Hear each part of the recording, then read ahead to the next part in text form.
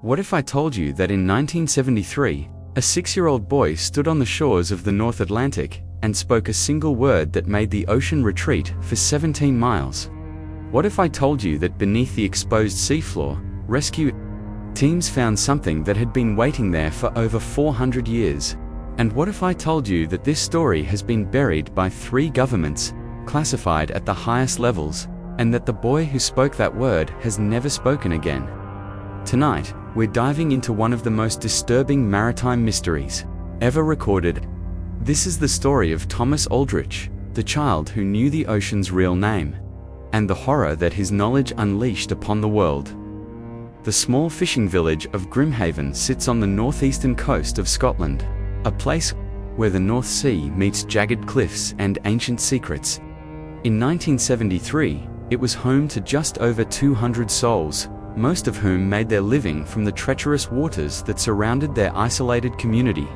Among them was the Aldrich family: Robert, a lighthouse keeper, his wife, Margaret, and their peculiar 6-year-old son, Thomas.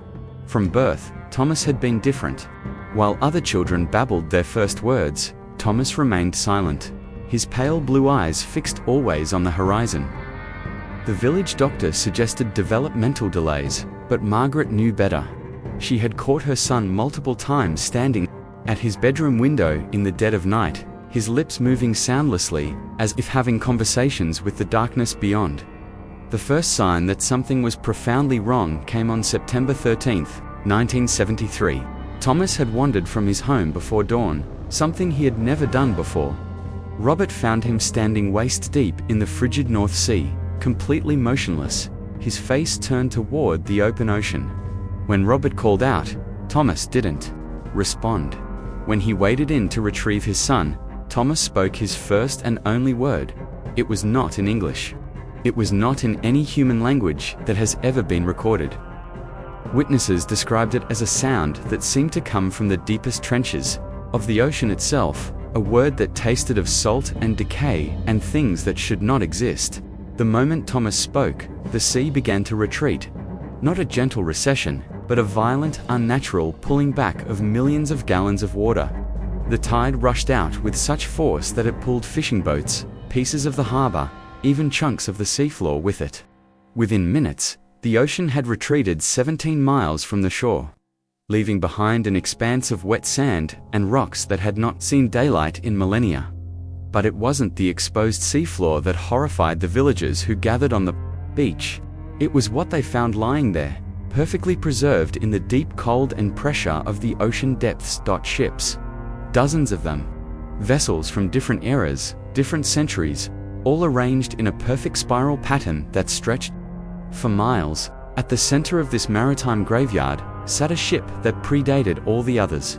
A vessel of impossible construction that seemed to be built not of wood, but of something that looked disturbingly organic. The Scottish Maritime Authority was contacted within hours. By evening, the area had been cordoned off by military personnel. By the following morning, teams from the Royal Navy, marine archaeologists, and specialists, whose credentials remain classified to this day, had descended upon Grimhaven. What they found in those ships defied every understanding of maritime history, human evolution, and the laws of nature itself. The first vessel they explored was a merchant ship dating back to the 1500s. Inside, they discovered the crew, exactly where they had died, preserved in impossible detail by the ocean's embrace. But these sailors had not drowned. Their faces were twisted in expressions of absolute terror, their mouths open in silent screams, and their eyes had been replaced by what appeared to be small, smooth stones that gleamed with an inner phosphorescence. Every ship told the same story. Crews found at their posts, perfectly preserved, all bearing the same expression of ultimate horror, all with those strange glowing stones where their eyes should have been. Ships from the 1600s, the 1700s, the 1800s, and the 1900s. Vessels that had vanished without a trace throughout maritime history, all somehow drawn to this one location. But it was the ship at the center, the oldest one, that contained the most disturbing discoveries. Marine archaeologist Dr. Helena Voss was part of the first team to board what they designated as Vessel Zero. In her classified report, later leaked by an anonymous source in 1990, she described a ship that seemed to have been grown rather than built. The hull curved in ways that defied naval architecture, and the interior was lined with what appeared to be cartilage rather than wood. In the captain's quarters, they found maps, not of any earthly ocean, but of water systems that seemed to depict a planet with completely different continents. The calculations on these maps used mathematical principles that wouldn't be discovered by human science for another 2 centuries. And in the ship's log, written in a script that predated known written language by thousands of years, was the same word that Thomas Aldrich had spoken on the beach. Dr. Voss's team also discovered the ship's cargo hold, and what they found there challenges everything we think we know about human history and our relationship with the oceans. Thousands of smooth stones, identical to the ones found in the eye sockets of the dead sailors. But these stones weren't just rocks. When examined under electron microscopes, they revealed themselves to be eggs. Living eggs that pulsed with their own internal light and seemed to respond to certain sounds. Specifically, they responded to that word Thomas had spoken. The boy himself had become catatonic after his encounter with the sea. He sat in his family's cottage, staring out at the exposed seafloor, his lips moving in what appeared to be continuous, silent conversation with something no one else could see. Medical examinations revealed changes in his brain structure that medical science couldn't explain. New neural pathways had formed overnight, creating connections that resembled no known human neurological pattern. Dr. Sarah Chen, a neurologist, brought in to study Thomas's condition, noted in her report that the boy's brainwaves had synchronized with the tidal patterns of the world's oceans. Every time there was a significant tide change anywhere on Earth, Thomas's neural activity would spike. It was as if he had become biologically connected to the planet's water systems.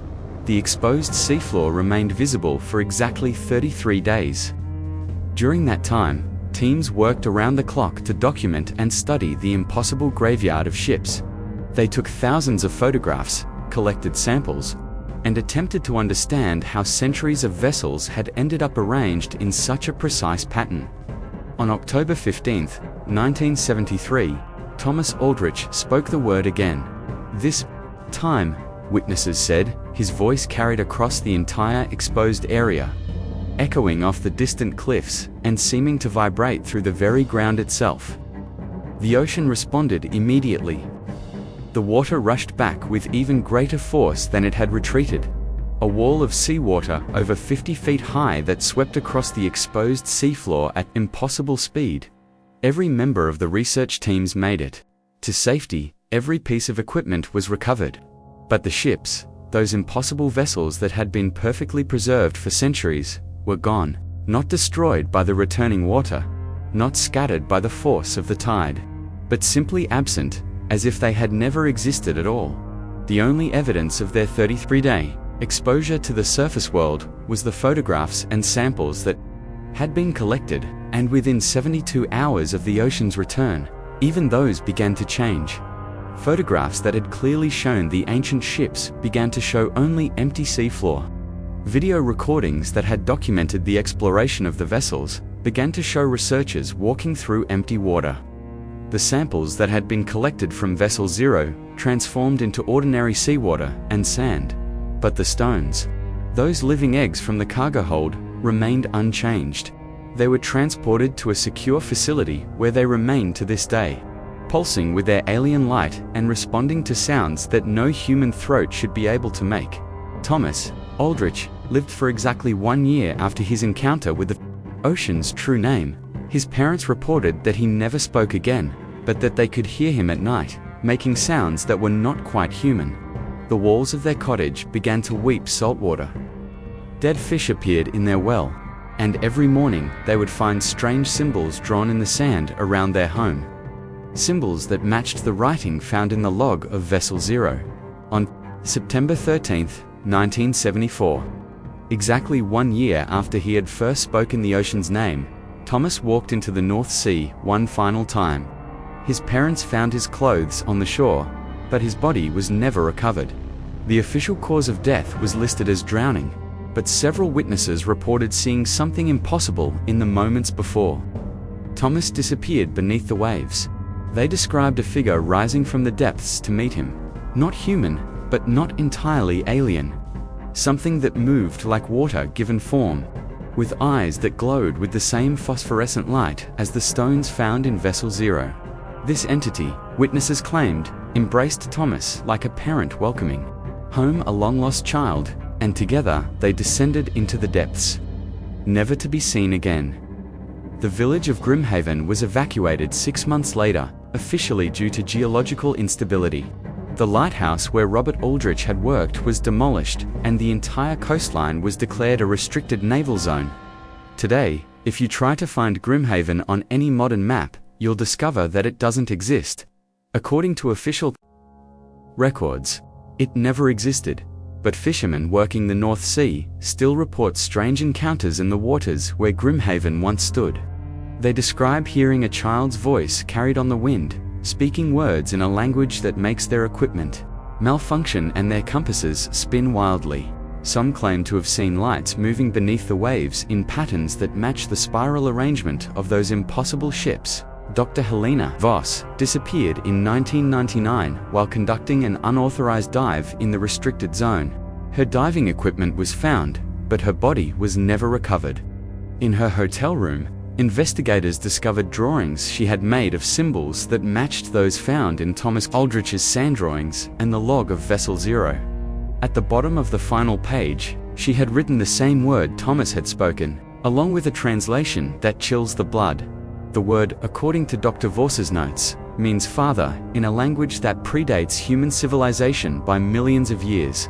Not father as in a parent, but father as in creator, as in the original source of all water, all oceans, all life that came from the sea.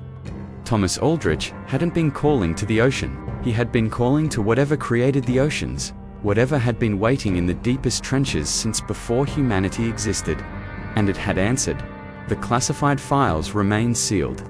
The stones continue to pulse in their secure facility, waiting for someone else who knows the right word to speak. And somewhere in the depths of the North Sea, something that was once a 6-year-old boy continues to have conversations with the father of all waters, learning secrets that human minds were never meant to comprehend. The next time you stand at the edge of the ocean, remember Thomas Aldrich. Remember that the sea has names older than humanity itself, and that some knowledge comes with a price that can never be paid in full. Listen carefully to the sound of the waves, and pray that you never hear a child's voice speaking words that predate human language by eons, because if you do hear that voice, if you understand even a syllable of what it's saying, then you'll know that the Father of Waters has noticed you, and once it knows you exist, the ocean will never let you forget that you are and have always been merely a visitor on a planet that belongs to something far older and far more terrible than human imagination can comprehend. The truth about Thomas Aldrich remains buried beneath miles of dark water and centuries of carefully maintained silence. But the ocean remembers everything, and somewhere in its deepest places, a child who learned its real name continues to whisper secrets that would drive the surface world to madness. Some knowledge is too dangerous to remember. Some words should never be spoken. And some children should never be left alone with the sea. This has been the story of the child who knew the ocean's real name. Sleep well, and remember to keep your windows closed when you hear the sound of waves in places where there should be no water.